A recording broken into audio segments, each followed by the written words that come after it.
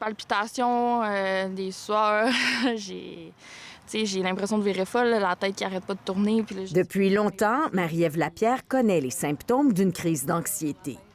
Elle essaie de gérer son stress, mais c'est éprouvant depuis la mi-mars.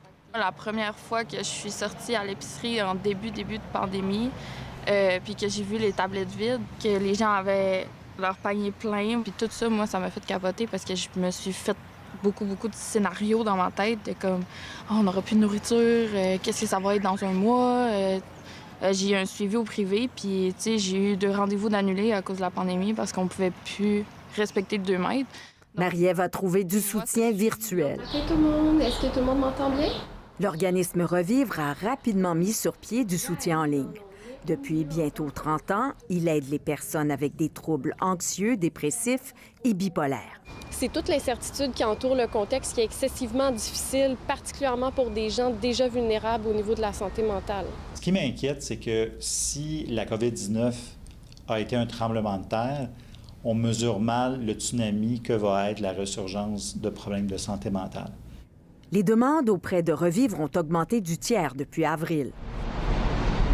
De grandes entreprises ont fait appel à ces services. C'est le cas de SSQ Assurance pour près de 2000 employés qui sont en télétravail. Donc, on voyait dans le monde qu'est-ce qui se passait, l'impact que la pandémie avait sur la santé psychologique des gens et on ne voulait pas attendre qu'il y ait des signes comme tels. Notre pic, si vous voulez, en santé mentale et en psychiatrie, c'est actuellement, dans le fond, qu'on le vit, c'est actuellement qu'il débute.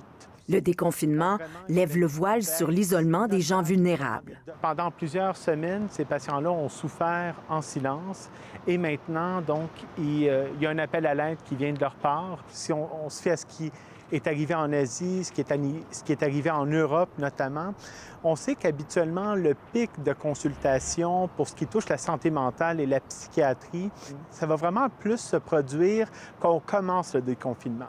À l'inconnu s'est ajoutée la durée du confinement.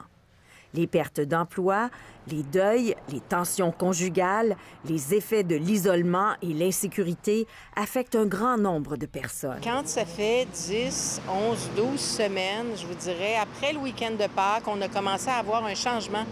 Et là, il y avait une fatigue psychique qui s'installait. Les besoins en santé mentale vont durer nettement plus longtemps que la pandémie elle-même.